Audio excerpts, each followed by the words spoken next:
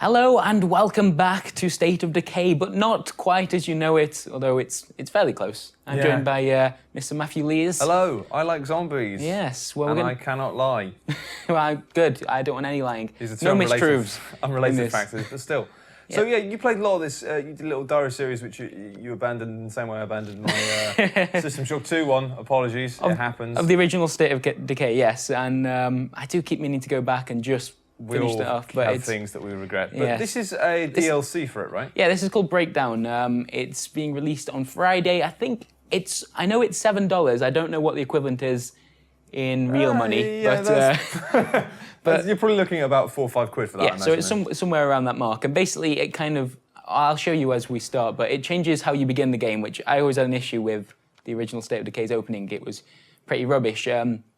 So now you choose a starting hero and it kind of plunks you in the world randomly. Sure. And you can see at the moment you start off with a random character who will just come equipped with like a melee weapon and some really random stats. And I've unlocked a couple as I played. I've unlocked the cop by shooting a certain amount of zombies. I've unlocked this guy because I met him. Gotcha. And it gives you a kind of some personalization of the starting character that you have. But I guess that if you choose random, will it be just random between those two or random? No, I think that's actually just a completely random character with... Wicked. Because you can see the cop starts with a pistol, whereas if I did a random character, I haven't had they've always started with melee weapons. Okay, cool. So you get a little bit of an advantage here by starting with the cop. But I did have to go out of my way to kind of unlock him. So we'll start with him. I'll show you how it begins. Now, the State of Decay, the original game, has this kind of storyline that goes along, which is all right, but oh, God, that kills the frame rate when you start. There we are. Yeah, I mean, that's the thing is, obviously when this came out on the Xbox, it's pretty well received, actually. It's one of those games that's really interesting but really ropey. Yeah, but super it's still ropey. Very ropey on the PC. Yeah, and they've done a lot to address that on the console as well. But yeah, it's just when you first load up the game, it does seem to panic a little bit. It seems erratic. I mean, we're running this on a beast of a PC. Our Office PC is pretty decent. It's not like super high-end, but it's a good PC. Well, we've got a steady frame rate there anyway, nice so now, it should be good. So yeah, basically it plunks you in randomly on this big world map that you will know already. Usually you start the game up here and you go through like a very kind of tutorially start to the game, but this is designed for people that have played the game already. Sure. And it plunks you in the middle of the world with a new character and says, well, get on with it then. And that's pretty cool in many respects because it means I need to go and find some... Have they added new characters or has it just changed the order of the characters that you get to play with? Well, the story characters aren't really in the game as much as they were originally. Okay. It's basically, this is a sandbox mode in many respects. So I can now choose where I'm going to start the game. I think I'm going to go in the town itself just because it'll be easier to get around. So thankfully I've got a car straight away. One of the things that Breakdown has added, it's made the game much harder. It starts with all the kind of special zombies already in action and it's not the kind of easy start that you'd usually get. And it also reduces the amount of cars you get, which doesn't sound like a massive thing, but cars are the deadliest weapon known to man in State of Decay. And yeah, down here, and as I bump it slightly. So you do have to kind of look after them a little bit more. I mean, just in that diary series you mentioned, I got through tens of cars, and I haven't even found that many in the actual, in Breakdown so far as I've played it. Gotcha, so they basically made it so that you kind of have to use cars for travel more than just weapons. Or yeah, it's like if you are going to use them to try and get through a horde of zombies, it's going to cost you later down the line. And yeah, that kind of ideas goes across the whole thing actually. They've basically added resources are more scarce and the ongoing challenge of Breakdown is once you've started your little community, you're told about like an RV, like a camper van kind of thing. Go and cook meth in the middle of the desert that kind of idea. And you're told about one of those that they've found, and you can fix it up and take some of the survivors to a new start, basically. So it starts the game again with that group, but everything's more difficult. The game levels up as you do that. So you have to kind of choose who you're going to take with you, which proves quite important because they all have different skills, and you need like a balanced group. And it also chooses what resources you can take with you. So it's basically, it is a game for people that have already played State of Decay, that want more of a challenge and want to avoid the storyline and just go straight into the part that's fun, which like starting a base, scavenging, and having your characters die in horrible and inexcusable ways. Yeah, I was chatting to you about this. It seems to be that you feel a bit kind of on the line about how you feel about this, and I can understand why, because it sort of seems to draw the line between being a patch and an update. Really, it feels like maybe the sort of thing that with most games would have just been a kind of standard update for the game rather than paying for DLC. I think a big part of that actually comes from the fact that we've actually spent a lot of time with Enemy Within recently, which is a much larger kind of rethinking of a game, whereas this I guess the difference was, though, this is probably about £4, whereas yes. Enemy Within is about 20. Exactly, and you know what? The more I think about it, the more the price does reflect that. It is somewhere between what you'd expect as a kind of free update for the fans and something that's kind of rethinking the game a little bit and has a price associated with it. So yeah, I'm going to start my base here. This all seems kind of rushed, but it's like I say, it's for people who've played this before. Sure, I was going to say, because I haven't actually got around to playing this yet. I would like to. It looks like my sort of game, really. I.e., Road B, quite interesting. Yeah. Is it the sort of thing that really, you probably want to play the original version first before jumping into this? Yes, absolutely. Okay. Just because it's much more difficult. And as you see, I just set up the base there by walking in and talking to that person. If you're not familiar with the game, you'd be like, what the crap do I do now? So yeah, I've just started this little community. I've got a bunch of different people now. Basically, as you grow, build up the relationship with these, you can eventually take control of them. So you have more characters, and if your character dies, it's not the end of the game. Gotcha. And you also need to build up your base, and you can see this is in a bit of a state already. I just need to fix up these rooms.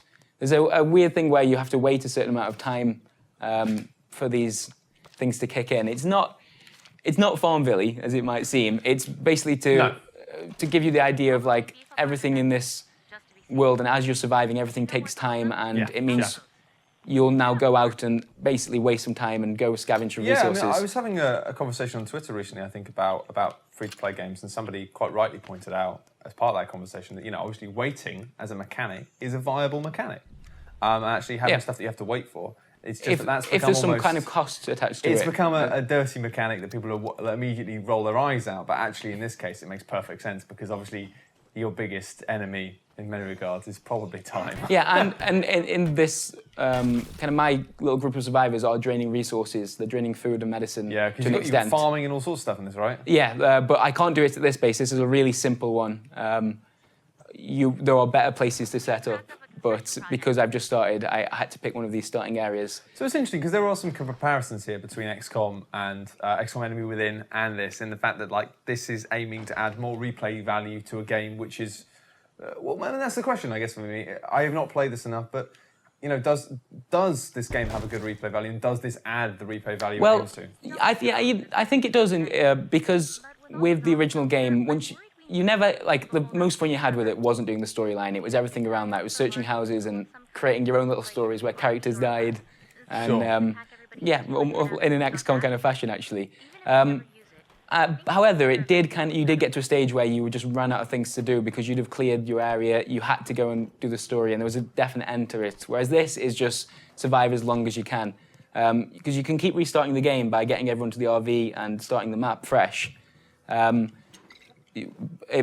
never stops. There isn't an end. The only time you'll end is when you die. So it is kind of that challenge for players that are... Infinite mode. Yeah, and to be honest, this has gone far too easy. I keep talking about how difficult the game's got, and I've just breezed into this house and You've barely seen any zombies. I've got some food straight away. But let's... this has just gone tremendously well. Right, let's take this back and find somewhere with a little bit... I'm starting off with a gun. This is entirely new to me, so I need to actually go and do some ridiculous... gunning. So let me just drop this food off. The big packages will have a lot of stuff inside, but you have to get them back to the base to unload them. I wouldn't worry too much if you're unable to showcase off the danger and death in this. But I've got to go impress people with my... Oh, cool. And actually, this is... We've got... This is a much better start than I was expecting. You're never going to impress anybody with that stubby little pistol, Brad. Listen, it packs quite the punch, all right? Oh, sure. Very popular. Okay, I think I'm good. I'm going to stick with the police baton just because, I don't know, I want to roleplay this character a little bit. Let's get some medicine and let's go out there and find some stuff to mess up. Okay, so you know what? We've just started in a zombie apocalypse, correct? Yes. We're in a new town. We're in America. Let's go find the gun shop. and raid it. Classic, Yeah. classic. Yeah, and it's also worth pointing out every time you restart the game, there'll be more zombies up to a limit. Of course, there's only going to be so many that the game can handle. The zombies get tougher to kill, faster. There's more special zombies. That's every you time run you out of restart. stamina. Yeah, and there are less good characters around to help you. I will find neighbours in here actually, which I can kind of work with to get extra resources. Sure. If I help them out. To be honest, those tasks, because they're not connected to a story, they get really repetitive. There's a lot of escort missions, a lot of clear out this building that's infested. And why are there no zombies anywhere? This is ridiculous. I walked into a gun shop. This is Zombie Town right here. This is proven far, far too easy. How many zombies have we seen so far? About 3. Right, okay. Well, let's Maybe 12 tops. I ran a few over with my... Oh, it's so hard, truck. this game. It's so very, hard. very difficult. Oh, there were 4 zombies I trying to kill me. You don't understand. You don't, weren't man. there. Right, okay, I'm gonna make some... Here we are, zombie horde. All right, this will be impressive. This is, by the way, this is something you should never, ever do. A zombie horde's facing the other way, walking away from my house. It's kind of like the Walking Dead idea. They'll just walk in a direction till they find someone. You should never approach a zombie horde. It's just very, very silly. But I feel the need to show off some kills. Yeah, no, I'm good as well. I'm fine. You walked in the other day and were actually impressed by how well I dealt with the zombie. I walked into the room, looked at the screen for a second, that exact shot. God. You just went boom and headshot a zombie. Yeah. Oh, what do you want, Matt? Hey. Yeah, what do you want, dude? Right. I'm being pro at video games. Right. Oh God, good lord. The combat does look really stupid when you start going in with kicks. You got bitten by a Oh God, zombie. headshots. Come on, Chris, you know this. Not There we are. bad, not bad. You're making up for your previous... Oh, right, yep. that's I've the made some problem. noise now, Yes. and look how much health I've lost already. Wow. Okay, come on, guys, stop being like this. Neck them aspirins. All right, firebomb. That should do it. That should do it. That should help me out. That didn't do very I killed much. one. Killed 2. It was a very dramatic. There we are. There we are. That's some good Nice. headshots. But yeah, that's one of the factors. It reminds me of a lot of reading the Walking Dead comics. Basically, sound is massively I important. still need to do that. Because I'm not sure as hell not going to watch the Walking Dead TV show because it seems to be the most boring and lengthy thing in the existence. Yeah, I don't know how they made that series It so sounds to me like drawn out, Lost in but- the way that everyone always says, "Oh, it's really good as long as you wait." You just got to until-" watch that entire second series, all right? It's like as long as you sit through Look at 10 these guys. hours of this really is- dull stuff, we are. it will be fun. Nah, not going to happen. Yeah. You're going to read the comics and wait for the next series of the game. I think that's probably about all good we've got show. time for, really. Yeah, so although I haven't shown off the crazy difficulty, yeah, the kind of, I like how the new intro to the game, I always had an issue with Sure. the original, as I've pointed out in some past videos, but yeah. I'm glad to see they're still supporting it. It's Yeah, interesting. definitely, and because obviously they were always quite vocal about the idea that this game is a platform for their studio. Sure. Yeah, so it's nice to see that they haven't abandoned it yet. I'm and- looking to see what else they do with it. Really, if they can sharpen it up a bit and make it kind of really add to that replay value and really start to add more variety. I'm really looking forward to playing it. Well, there we are. Uh-oh. Oh, shh! There we are. That's really silly. The cars are ridiculously overpowered. Do you want a pro tip before I leave, actually? Always reverse into zombies. It does less damage to your car. There we are. Accuracy. All right, thanks very much for watching, guys. Bye. Bye.